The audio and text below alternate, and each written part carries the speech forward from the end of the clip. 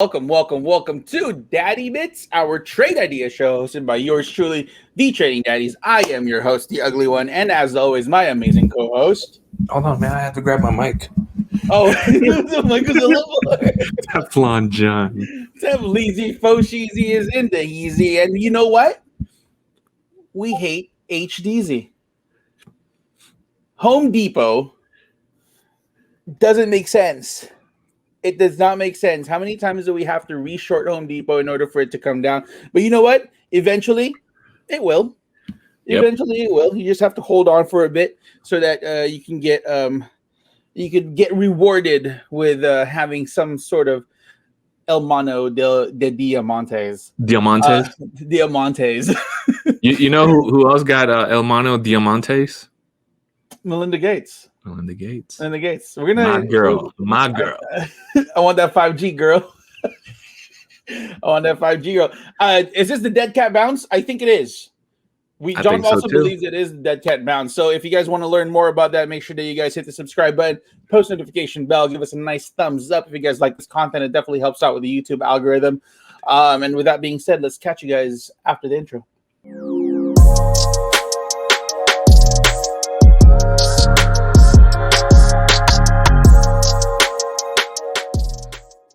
Here we are, John. Another day, another dollar. A dead cat bounce. What a dead cat bounce? What is a dead cat bounce? What is a dead cat bounce? I'm about to show you what a dead cat bounce is. All right, let's look at NQ. Let's take a look at the Qs.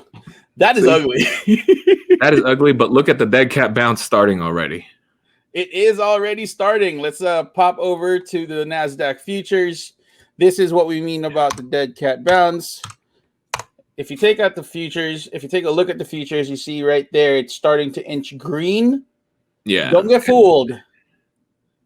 Do not get fooled. Especially these big dips right here. Although this hammer kind of got bought at the bottom, it did try to break that support. It's going to probably pop open right around these levels, and then it's probably going to dump a little bit more tomorrow. So be careful. John?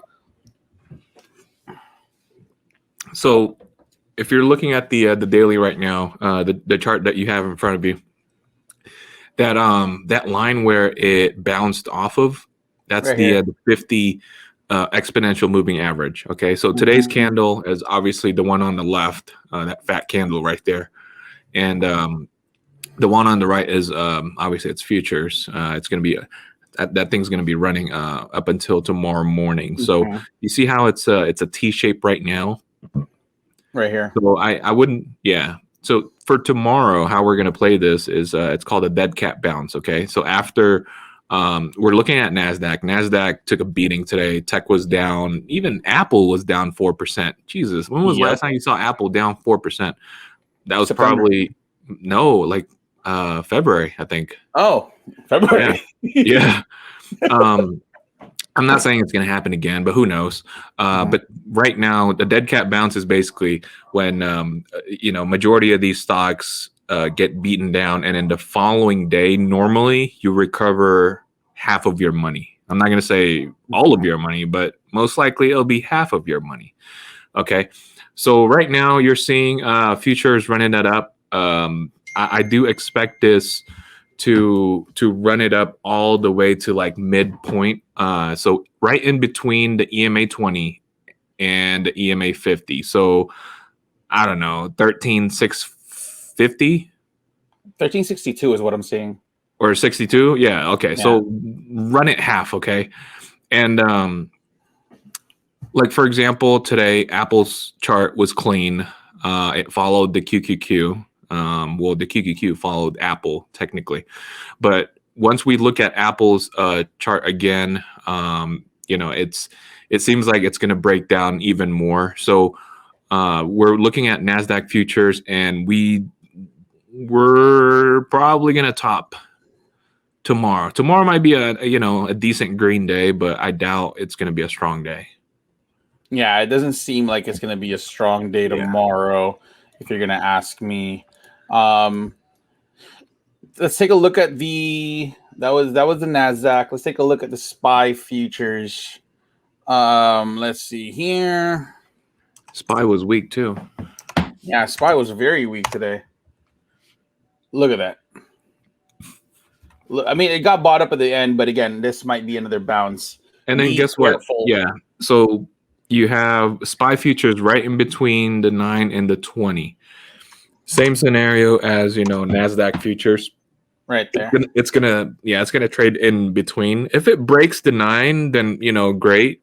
We're out of the woods. Maybe today was the bounce. Okay. But I doubt it. I doubt it's gonna break out tomorrow. The Dow, however, needs to come down. The Dow is leading right now. Industrials are leading, tech is lagging, and SPY is right in between. Why? I don't know, Davey. Why? Oh, Davey. Oh, Davey. Why? I just don't understand it. I really don't understand why the Dow is moving. But you know what? It's the market. It's rigged. We don't know we don't know whatever happens here. The first stock that we want to cover is Penn Gaming. This is a very favorite stock of John's. John, what's going on with Penn? Dude, we love Penn Gaming. First of all, Caesars has nothing to do with Penn Gaming, but Caesars, one of the bigger market cap casino, stock company, released some decent earnings. Okay, they lost not a whole lot compared to consensus. I guess Wall Street was betting that they were going to lose billions or whatever. I don't know, but anyways, they didn't. So a lot of people are saying this might be the rebound that Vegas is looking for, and that kind of bumped up the whole sector because you saw MGM bump up, Penn Gaming bump up, even DraftKings, yeah. So the gaming sector might get some love within the next few days or so. If you're looking at Penn Gaming intraday, okay, majority of the run actually happened after hours. Okay, so I do expect this to gap up. Now, if you're asking me, through the comments, hit the like button, comment, subscribe. When you hit the comment button, put up what the heck is a gap up. I'm going to answer you this right now. So a gap up is when I'll give you an example right here. So today, Penn Gaming hit a high of $90.02. Right? So majority of the run, so you're looking at it right now, it ran after hours. So when it closed, it ran after hours and it's still going, I think. Yeah. So wherever it closes tonight. At 5. At 5, yeah. Within, 45 minutes or 40 minutes. Right here. That's where it's going to open tomorrow, most likely. You have a higher chance of it opening, higher because it ran after hours. Okay, so if you're looking at the daily chart, okay, currently, if you're gonna put up your trade plan, it's at 91, 70, 65 or 85? 92 flat. 92. Okay, so if you go back to your daily chart, predict that it's gonna open at 92 flat. So that's gonna be above the EMA 9 for the very first time in a while. Right, it hasn't opened above the moving 9 average. In the past 9 days, but it's hovered there, but it broke support. So the past 3 times that it hovered above the EMA 9, it just couldn't get any buying support. So it actually closed below the 9. So tomorrow is going to be the first time that it's going to open up above the 9. So what does that mean? That's a gap up. Okay, because first of all, yes, today's candle, the highest that it got to was $90.02. Okay, now it's going to open up.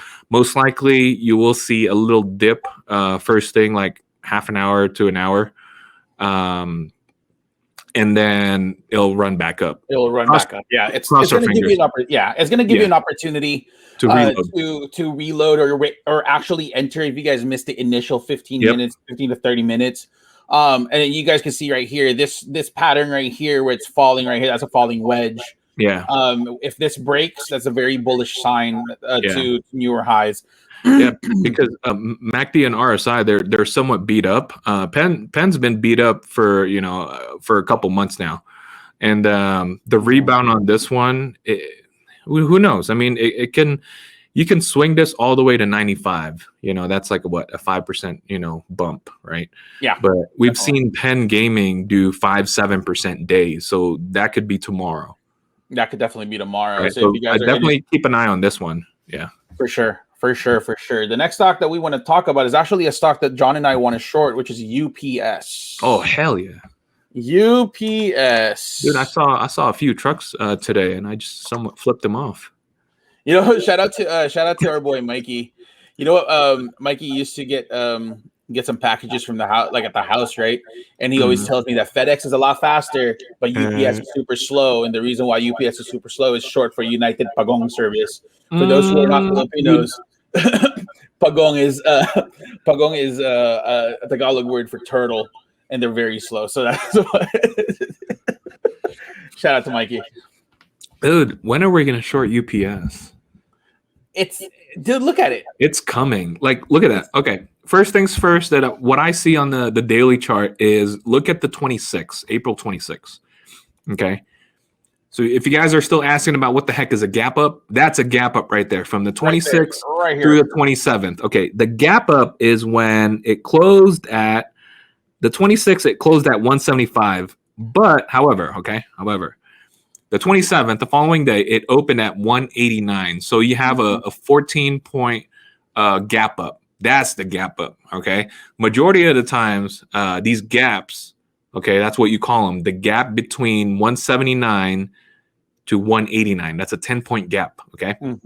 Majority of the times, that gap gets filled. Filled meaning, it's just nature. What goes up must come down, right? And there's a lot of orders that are actually stuck between 179 to 189. And that needs to be filled. Okay. How do you fill that? Well, the stock just needs to come down to 179, period. It's not going to happen tomorrow, but gradually, I don't know, it might take a month or two, but gradually it'll come down and fill that gap between, 179. In my opinion, UPS is strong. Obviously it's a reopen play. It has momentum right now. It has a huge market cap. So, I mean, people are investing in UPS because of their dividends, because of their fundamentals. It just makes sense, right? But really, if you look at the chart, not a lot of people know that there's a gap, at 180. No one's going to short sell this. Look how strong it is. Like, it ran 1, 2, 3, 4, 5, 6. That's way too strong. 7 days in a row from 180 to 214. That you're talking about like at least like 15 to 20% run up. That's strong. That's crazy. That's strong. That's strong with an SKRONG. That's strong. So here's my plan on this one. Okay, so I've been creeping on UPS for a while now. It is, if you look at the RSI is super overbought. It's at about 85, right? And it's still hovering there, and it still has momentum. Okay, because today's candle on a very weak day. Well, the Dow wasn't that weak, but tech and SPY was lagging. On a weekday, it held. It did 1% for a bloody day. Things to be considered. But what I really want to see here, dude. I want to see this go up to like 218, 219. Dude, the higher the merrier. I know. I really want to get it there. If it gets there, oh my God, I'm loading up. Yeah, this is going to be one of the juiciest shorts you could ever see. Yeah, this is going to be a nice short because all it takes is just one red day, and that's my plan, is to get in on a very first red day.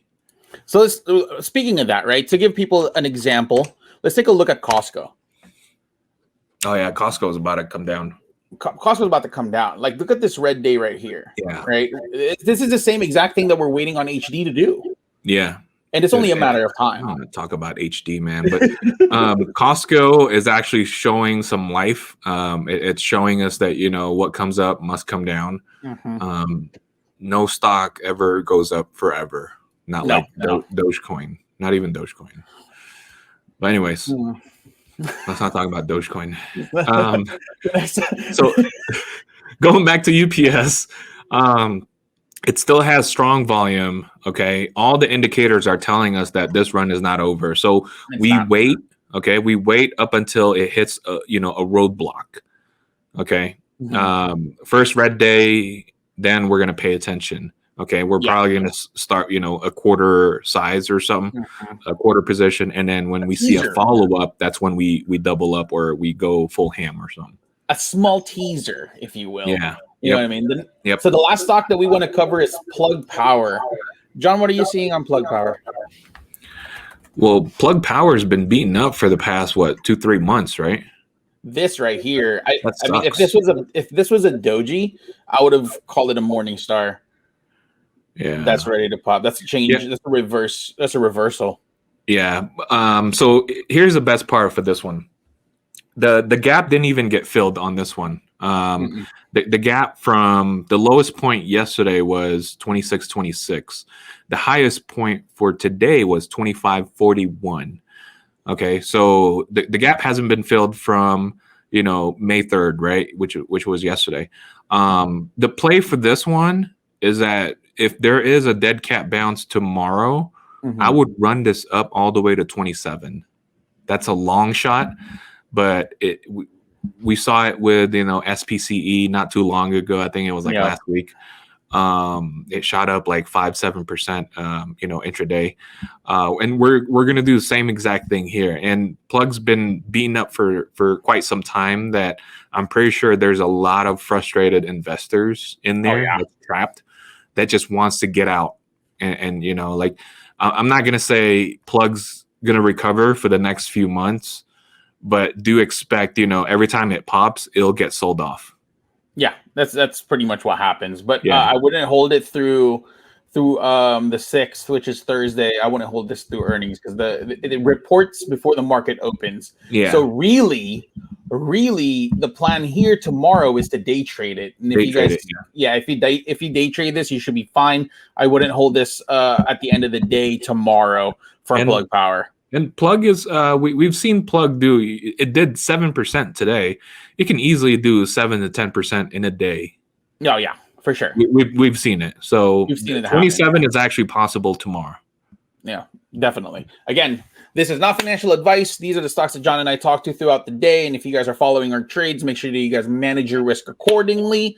If you guys lose money, don't blame us. If you guys win money, Venmo us, buy some merch, do what you need to do. Just thank us. We'd be happy. Subscribe to the channel, actually.